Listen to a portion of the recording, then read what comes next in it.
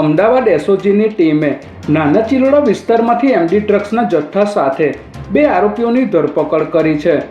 એસઓજીની ટીમને ચોક્કસ બાતમી મળી હતી કે નાના ચિલોડા રોડ પર સંજયનગર પાસે એક સ્વિફ્ટ કારમાં 2 શખ્સો ડ્રગ્સ વેચવા માટે આવવાના છે, જેના આધારે પોલીસે વોચ ગોઠવી બાતમીવાળી કારને રોકાવીને તપાસ કરતા કારમાં રહેલી પ્લાસ્ટિકની બેગમાંથી 87 ગ્રામ જેટલો એમડી ડ્રગ્સનો જથ્થો મળી આવ્યો હતો, જેના આધારે પોલીસે દિલીપ કુમાર તાલાપા અને લેખરાજસિંહ ચૌહાણ નામના શખ્સોને ઝડપી લીધા હતા।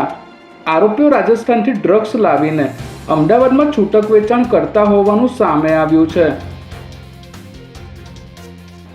અમદાવાદ જિલ્લાના ધંધુકા, ધોલેરા અને બગોદરા પોલીસ સ્ટેશન વિસ્તારમાં પકડાયેલો 4 કરોડથી પણ વધુના દારૂ પર બુલડોઝર ફેરવી દેવામાં આવ્યું છે। પોલીસે વિવિધ સ્થળોએ દરોડા પાડી કુલ 93,426 બોટલો કબજે કરી હતી।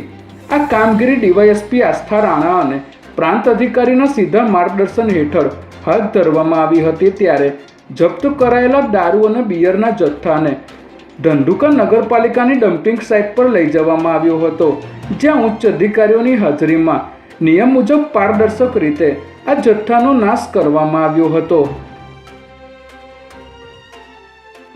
આજરોજ ઇતિહાસમાં પ્રથમવાર જીપીએસસીની એક સાથે 64 અલગ અલગ કેડરની પ્રાથમિક પરીક્ષા લેવામાં આવી છે। જીપીએસસીના ઇતિહાસમાં પ્રથમવાર આટલી મોટી સંખ્યામાં વિવિધ સંવર્ગોની પરીક્ષાઓ એક જ દિવસે લેવામાં આવી છે। ત્યારે અમદાવાદમાં કુલ 152 જેટલા પરીક્ષા કેન્દ્રો પર હજારો વિદ્યાર્થીઓએ આ પરીક્ષા આપી હતી।